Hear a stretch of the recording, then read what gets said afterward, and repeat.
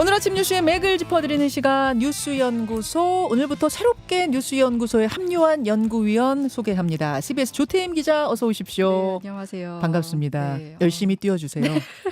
네, 잘 해보겠습니다. 네. 그리고 경향신문의 박순봉 기자 어서 오십시오. 안녕하세요. 예, 오늘 월요일 아침 첫 뉴스 어디로 갈까요? 네, 정무 우상호, 민정 오광수. 주말 사이 대통령실에 추가 인선이 있었죠. 정무수석, 홍보수석, 민정수석 자리가 채워졌습니다. 네, 우선 이제 정무수석으로는 민주당 4선 의원 출신 우상호 전 의원이 임명됐습니다.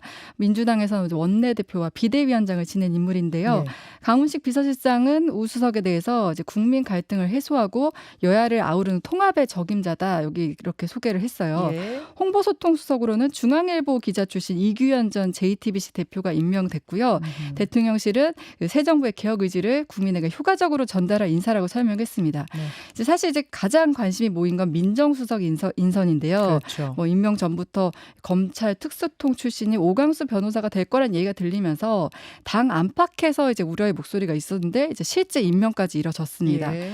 이재명 대통령과는 사법연수원 동기고 또 대검 중수부 과장, 중앙지검 특수 2부장을 지낸 그러니까 특수통으로 알려져 있는 인물입니다. 그러니까 민정수석이 인선에 거론되던 때부터 당에서 얘기가 나온 이유는 검찰 개혁을 할 인물인데 검찰 출신을 써도 괜찮겠느냐. 네. 또 뭐 윤석열 전 대통령하고도 관계가 있는 거 아니냐. 뭐 그렇죠. 이런 얘기가 나왔던 거죠. 그러니까 아무래도 윤 전 대통령의 기억이 있기 때문에도 또 이제 우려가 나오는 거고 또 민정수석이 검찰과 경찰 등 사정기관을 총괄하는 자리인데 과거에는 이 자리가 이제 검찰과 정권을 연결하는 통로가 됐었단 말이에요. 네. 그래서 이제 시민사회에서 이제 당내에서도 그러니까 당내에서 우려의 목소리가 나온 게 좀 인상적이었는데 추미애 의원은 검찰은 먼저 변신해서 굽신거리고 그 다음엔 자료를 모아 배신한 일을 반복했다 이렇게 말을 했고요. 네. 서영도 의원도 윤석열과 특수통 검사로 같이 있었다. 이런 거 이제 제가 보기엔 좋은 것이 아니다. 이런 우려가 나타났었습니다. 네, 네.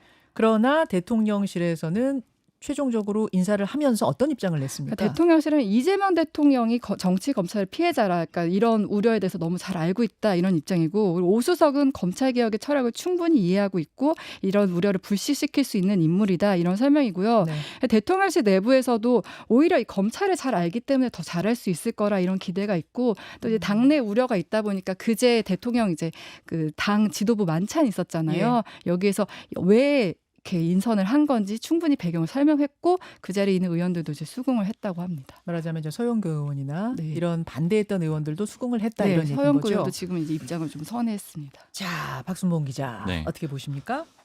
일단 인선이 되게 오래전부터 준비돼 있었다라는 말씀을 드린 적이 있잖아요. 네. 왜냐하면 이재명 대통령 같은 경우에는 대선에 이미 한번 나온 적이 있고 사실 도전으로 보면 세 번째고 그다음에 이번 대선 때도 당선 확률이 굉장히 높았기 때문에 예전에 문재인 청와대 사례를 보면은 그 대선 경선 캠프 때부터 이미 인선 준비 작업을 시작을 하고요. 사실 이재명 대통령 그 전부터 했다라고 봐야 돼요. 그렇다면은 결국 이 오 민정수석 같은 경우에는 이미 예정이 돼 있었다라고 봐야 된다라는 거죠. 그렇기 때문에 이제 인선에서 특히 수석 같은 경우에는 보좌진, 그러니까 비서를 뽑는 자리잖아요. 네. 그러니까 절대로 이 내줄 가능성이 없었다라는 게 좀 일반적인 반응들이에요. 그러니까 이재명 대통령이 생각했던 그대로 유지했을 것이다. 그러면 이제 왜 이 오수석으로 바꿨느냐, 오수석으로 했느냐라는 걸 보면은 일단 지금 민정수석이 다시 굉장히 강력해질 거거든요. 그렇죠. 왜냐하면 이제 왕수석이라고 예전에는 불렸었잖아요. 네. 근데 지금 법무부로 인사검증 기능을 윤석열 정부 때 옮겼기 때문에 민정수석이 좀 중요도가 떨어졌었는데 그 자리를 예전에 한동훈 전 법무부 장관이 했던 거죠. 그렇죠. 근데 이제 이 자리를 다시 가져와야 되기 때문에 네. 이재명 대통령 입장에서는 제일 중요한 인선이라고 봐야 되는 거예요. 그러니까 모든 인사 검증을 민정수석이 이제부터 하는 거고 거기다가 검찰 개혁에 나서게 되면은 그건 역시 민정수석이 조율하고 조정해야 되는 자리잖아요. 네. 그리고 특히 인사 파일 갖고 있는 자리거든요. 그러니까 네. 예전 표현으로는 뭐 조난 자료 이런 걸 갖고 있는, 그러니까 대외비 인사 파일을 갖고 있는 자리이기 때문에 가장 핵심적으로 쥐어야 돼요. 그리고 예전에 이재명 대통령이 경기지사 때 보면은 뭐 한 사례로 누가 여권 관계자가 하는 얘기가 경기도 내에다가 공정국을 만들거든요. 그게 뭐예요? 그러니까 이제 공정위 같은 기능을 하는 그 국을 경기도 내에다가 지자체 내에다가 둔 거죠. 그러니까 네. 그 얘기는 그러니까 공정위 외에도 자체적으로 그런 기능을 많이 두려고 했던 움직임들이 있어요. 그러니까 이런 민정이나 이런 기능은 대통령실 내부로 가져와서 굉장히 강화시킬 가능성이 있다라는 거죠. 그러니까 그런 의미에서 굉장히 중요한 자리이기 때문에 절대로 내줄 가능성이 없었다라는 거죠. 그래서 이 모 여권 관계자 하는 얘기는 대통령과의 친분하고 그다음에 처음부터 대통령이 생각했을 가능성이 굉장히 크기 때문에 바뀔 가능성이 별로 없었다. 이제 이렇게 평가를 하더라고요. 음.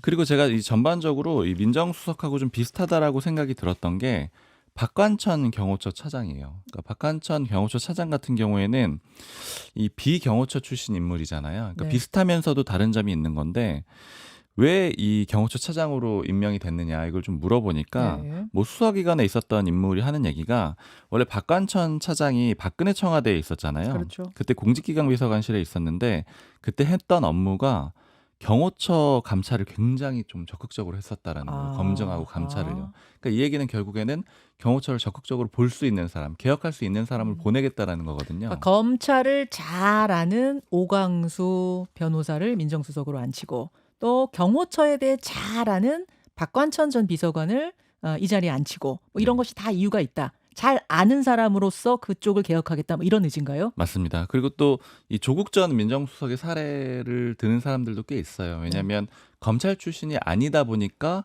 검찰 개혁에 좀 한계를 느꼈다라는 거죠. 그리고 이번에 굉장히 속도를 좀 많이 낼 것 같은 게 그 문재인 정부 청와대 때 있었던 인사한테 들어보니까 그때는 검찰 개혁을 하는데 시간이 많이 걸렸던 게 검찰의 입장을 물어보고 그다음에 그 얘기를 이제 피드백이 오면은 다시 또 다음 안을 추진하고 이런 과정이 한 3-4년은 걸렸다라는 거예요. 네네. 근데 그 시간이 너무 오래 걸려서 시간이 늦어졌는데 이제는 그 안들이 다 정리가 됐고 그리고 이번에 검찰 출신을 넣는 거는 그 피드백 받는 과정을 좀 생략할 가능성이 있다라는 거예요. 그러니까 검찰 개혁의 속도를 높이겠다라는 그런 의지로도 해석을 할 수가 있습니다.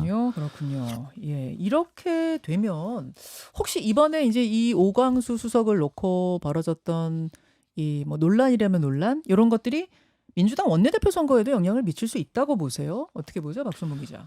아무래도 영향이 있을 거라고들 많이 보는데 왜냐하면 서영교 의원 같은 경우에는 그러니까 지난주 금요일에는 좀 비판적으로 얘기를 했어요. 그러니까 맞아요. 특수통 검사 안 된다 뭐 이런 식으로 얘기를 했었는데 물론 이제 되고 난 다음에는 이제 뭐 좋은 인사를 했다 뭐 이런 식으로 평가를 좀 바꾸긴 했었죠. 네. 근데 여당 내 반응들은 어떤 거냐면 이 얘기를 하더라고요. 모 관계자가 확실히 대통령실의 주파수를 정확히는 몰랐다라는 게 티가 난 게 아니냐. 서영교 의원이 네, 왜냐면은 이미 확실히 될 거라고 생각을 했다라면은 가만히 비판적인 있지 얘기를 안 않았겠냐? 했을 거라는 거예요. 근데 비판적인 얘기를 했다라는 거는 정확하게 대통령실과 완전히 소통되는 게 맞느냐 이런 생각을 그러니까 실제 소통이 된다고 하더라도 의원들은 할 수 있다라는 거죠. 서영교 의원이 대통령실 입장 잘 아는 거 맞나? 그러니까 물론 이 비판적인 입장을 내고 쓴소리 내고 다른 의견이 있으면 내는 게 원론적으로 맞죠. 하지만 그걸 떠나서 정무적으로 주파수를 지금 맞추고 있는 거야 아니냐라는 판단에 있어서는 의원들이 좀 다른 판단할 수 있다 그 네, 얘기죠. 그런 이제 어떤 뭐 징후로는 볼 수 있다라는 거죠. 그리고 특히 지금 민주당 내부에서 나오는 얘기들이 후보가 2명으로 굉장히 압축돼 있잖아요. 서영교, 김병기. 원래 저는 이 대선 과정에서도 원내대표 후보군 얘기들을 들었었고 누가 하고 싶다 이런 얘기들이 쭉 있었거든요. 그랬는데 결과적으로 보니까 후보가 딱 2명만 나왔어요. 예. 원래는 뭐 여러 사람들 많이 있었잖아요. 뭐 김영진 의원, 김성환 의원, 뭐 한병도 의원 등등등 많이 있었는데 예. 쏙 들어갔잖아요. 그래서 얘기들을 들어보니까 이게 공식적인 얘기는 아닌데 네. 아무래도 이 일부 의원에 대해서 경기 성남 라인에서 좀 지지를 하고 있는 것 같다. 이제 이런 얘기들이 나오기 시작을 한 거예요. 그러니까 그러다 보니까 나머지 의원들이 거기에 들어가지 못할 거면은 안 나오는 게 낫다라고 판단을 한 분위기들이 좀 있더라고요.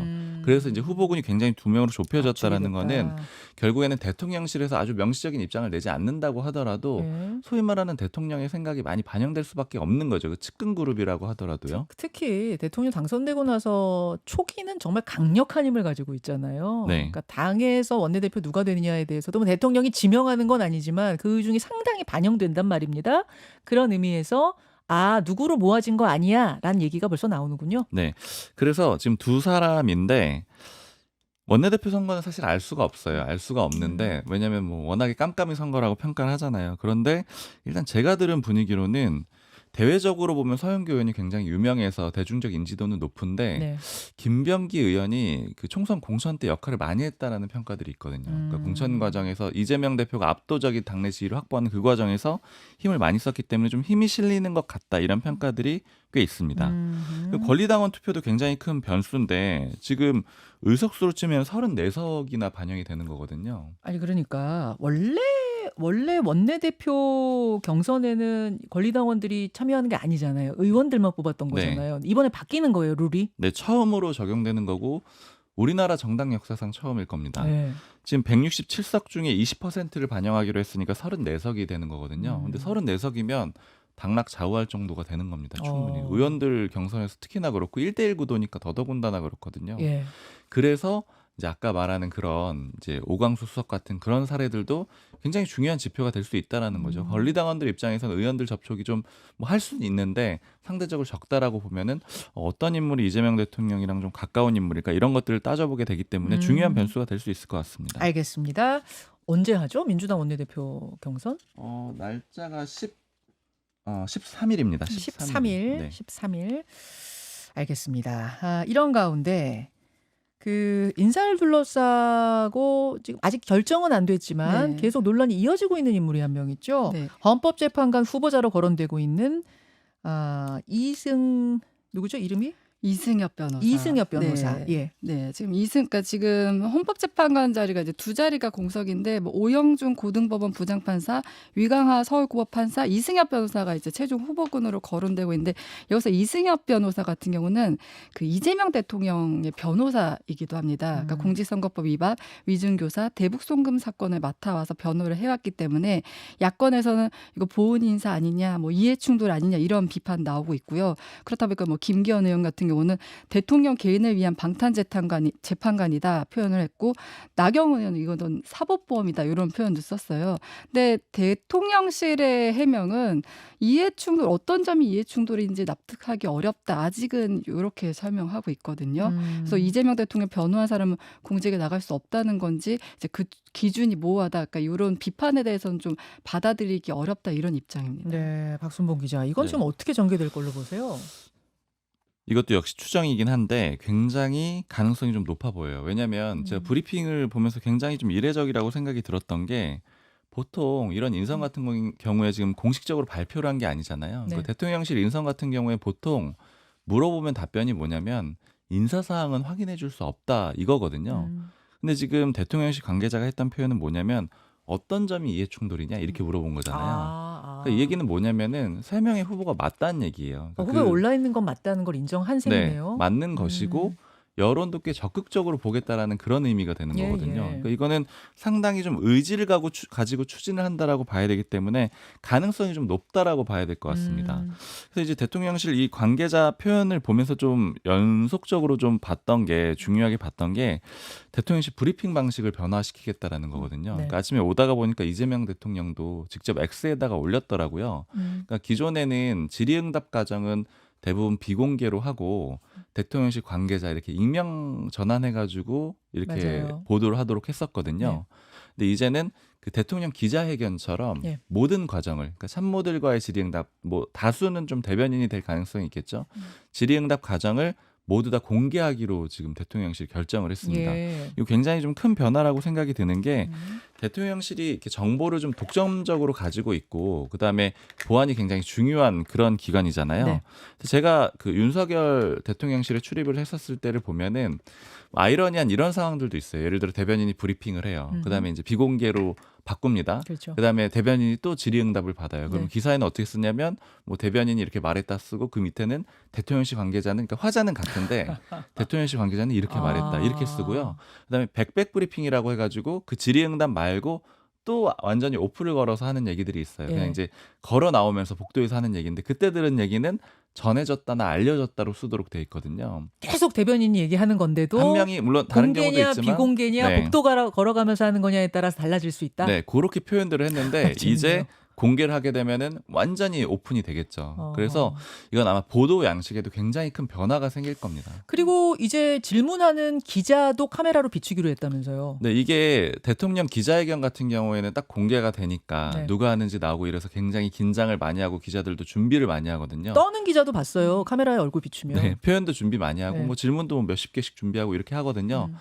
앞으로는 좀 매 순간이 그렇게 될 가능성이 있겠어요. 왜냐면 이제 기자들 얼굴도 다 나오고 이제 어디 소속 누굽니다 하고 질문을 하게 될 거 아니에요. 이걸 이제 시청자들이나 뭐 국민들이 다 볼 수 있는 상황이 돼서 어허. 근데 서로 아마 그 질문의 긴장도가 굉장히 높아질 것 같습니다. 그렇겠네요. 예, 이렇게 브리핑 방식의 변화가 생긴다는 점도 같이 추가로 좀 설명을 드리고 두 번째 이슈 넘어갈까요? 네, 이재명 대통령 G7 참석.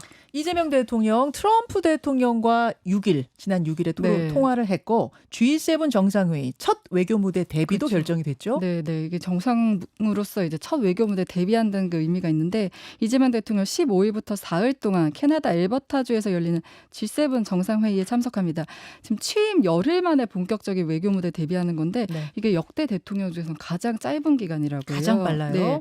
대통령 본인도 많은 고심이 있었는데 워낙 준비 기간이 너무 없다 보니까 네. 근데 이제 내부적으로 좀 반대 의견도 있었는데 참모들이요. 네. 걱정되니까. 그렇죠. 너무 이제 준비 기간이 없다 보니까. 근데 이재명 대통령은 이제 어쨌든 G7에 가면 트럼프 대통령과 만날 수 있다는 점, 그리고 또 한국이 탄핵 과정을 거치면서 좀 이제 외교적으로 비정상이었지만 이제 정상 사회로 돌아왔다, 한국이 돌아왔다 이런 선언을 하기 위한 좀 상징적 의미로 네. 참석을 결정하게 됐습니다. 네. 그리고 우리가 이제 옵저버로 가는 거기 때문에 부담이 그래 조금은 덜하거든요. 네. 주어진 기회를 놓치지 않겠다 이런 그렇죠. 의중인 것 네. 같아요. 통화 얘기도 좀 해보죠. 트럼프 네. 대통령과 4일 만에 통화가 됐습니다. 사실 이거 통화를 언제 하느냐 갖고 계속 막 추측이 많고 맞아요. 했었는데 6일 금요일 밤에 10시부터 약 20분 동안 이제 통화를 했습니다. 트럼프 대통령이 먼저 이 대통령의 대선 승리를 축하를 했고 이 대통령은 이제 감사의 뜻을 나타내면서 한미 동맹의 중요성을 언급했다고 해요. 그리고 뭐 이제 각자 골프 실력을 소개하고 동맹을 위한 라운딩을 하자라고 했다고 하고요. 그리고 사실 골프 지금 약속 잡은 거예요? 구두로 오. 약속을 했겠죠. 어. 네네. 근데 지금 가장 중요한 현안이 이제 관세 합의잖아요. 다음 달 8일이 이제 종료 예정인데 네. 그렇다면 이제 지금 엊그제 통화에서는 그냥 큰 틀에서 우리 조속히 이루어질 수 있도록 해나가자 했는데 이게 어떻게 보면 G7 여기서 이에 대한 좀 대화가 오갈 수 있을지 이 부분이 좀 주목되고 있습니다. 그러니까 G7에서 아무래도 마주치게 되면 약식으로라도 일단 정상회담이 있지 않을까 싶어요. 그러니까 뭐 이렇게 길게 만나지 못해도 이런 다자 회의 체계에서는 뭐 30분 정도 짧은 시간에 풀어사이드 형식으로 만나긴 하는데 예. 아무래도 한미 정상회담도 여기서 좀 이뤄지지 않을까 그걸 기대하고 있습니다. 오늘 이 이재명 대통령과 트럼프 대통령 간의 통화 또 뭐 G7 전망은 2부에서 조금 더 자세하게 하긴 할 건데 박순봉 기자 어디 네. 주목하셨어요? 지금 여권에서 제가 들었던 얘기는 미국 쪽에서 하는 얘기가 한일 관계 신경을 굉장히 많이 쓴다라는 거예요. 물론 당연한 얘기긴 한데 그러니까 뭐 비유를 하자면 동아시아 지역에 일종의 팀장 같은 역할이 일본이라고 생각을 한다라는 거죠. 근데 한국하고 일본의 관계가 좋지 않게 되면은 동아시아 지역이 좀 불안정해지잖아요. 그러니까 거기에 대한 기본적인 우려는 좀 가지고 있다라는 거예요. 미국 쪽에서. 왜냐하면 이재명 대통령이 뭐 후보 시절이나 아니면 뭐 의원 시절에도 일본에 대해서는 굉장히 비판적인 목소리를 많이 내왔잖아요. 민주당 그 분위기 전체적으로 좀 그렇고요. 예. 그래서 지금 미국 쪽이 굉장히 좀 신중한 것 같습니다. 그러니까 통화 시점도 조금 늦어졌고 그 다음에 그 굉장히 좀 인상적이었던 게 이재명 대통령 당선된 다음에 나왔던 입장이 네.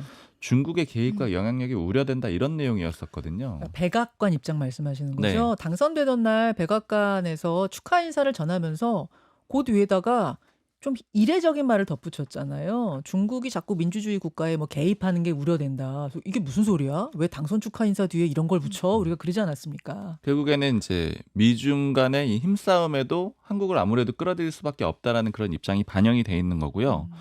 그리고 또 이례적인 상황이 한 가지가 뭐냐면은 그 이재명 대통령하고 트럼프 대통령이 통화한 다음에 미국 쪽에서 별다른 보도 자료나 아니면 트럼프 대통령은 이제 소셜 미디어에다 꼭 올리잖아요. 그러니까 뭐 매번 그런 건 아니지만 대체로는 자기가 직접 올리잖아요. 뭐 이런 좋은 대화를 나눴다 뭐 이런 네. 얘기들을 하는데 그런 내용들이 일체 없어요. 그래서 이 상황은 뭐 어떻게 봐야 되느냐. 그러니까 일단은 지금 뭐 무조건 나쁘다라고 보긴 좀 어렵고 관망한다고 봐야 될 것 같습니다. 왜냐하면 이재명 대통령이 기존에 이제 취임사격으로 했던 얘기가 네. 한미 동맹 중요하다. 뭐 한일 관계도 잘 개선해 나갈 거다. 이런 얘기들을 좀 했단 말이에요.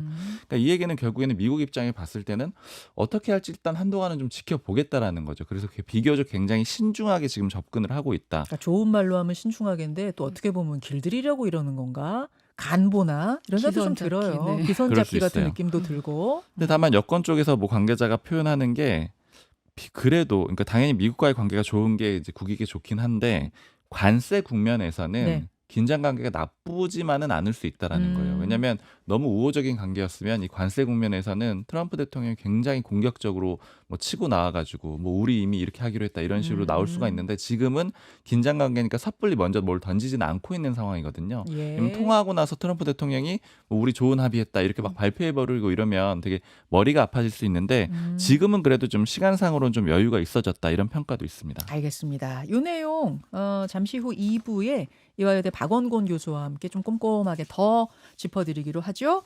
다음으로 갈까요? 네, 국민의힘 9월 전대. 예, 국민의힘의 김용태 비대위원장이 어제 긴급 기자회견 열고 5대 개혁안 발표했어요. 네, 5대 개혁안 뭐 탄핵 반대 당론 무효화, 대선 후보 부당 교체 진상조사, 공천제도 개편, 국민 의견 반영 확대 이런 개혁안을 제시하고 그러면서 이제 9월 초까지 전당대회를 치를 수 있도록 하겠다고 했는데요. 네. 여기서 이제 조금 이제 논란이 있는 게 그 대선 후보 부당 교체 진상조사 이렇게 되면은 후보 교체가 친윤 중심으로 이뤄졌기 때문에 뭐 권영세 전 비대위원장이나 권성동 원내대표에 대한 징계로 이어질 수 있다. 이런 이제 논란이 있고요. 그리고 9월 초까지 전당대회 치른다는 것도 이제 새롭게 비대위 구성할지 아니면 전당대회 개최해서 새로운 당대표 뽑을지 친윤과 친한계 의견이 갈렸던 상황에서 그렇죠. 이렇게 결정을 해버리니까 좀 지금 이제 논란이 있고 오늘 이제 국민의힘 의총이 있거든요. 맞아요. 그래서 경론이 좀 예상되는 상황입니다. 오늘 국민의힘 의원총회가 있는데 전날 김용태 비대위원장이 개혁안 5개를 탁 던져버린 거 아닙니까? 선제적으로. 네. 이걸 놓고 의원총회에서 어떤 이야기들이 오갈지가 주목이 되는데 이 이야기는 연구소 끝내고 제가 김재섭 의원하고 좀 깊이 있게 얘기해 볼게요. 두 분 수고하셨습니다. 감사합니다. 김현정의 뉴스쇼는 시청자 여러분의 참여를 기다립니다. 구독과 좋아요, 댓글 잊지 않으셨죠? 알림 설정을 해두시면 평일 아침 7시 20분 실시간 라이브도 참여하실 수 있습니다.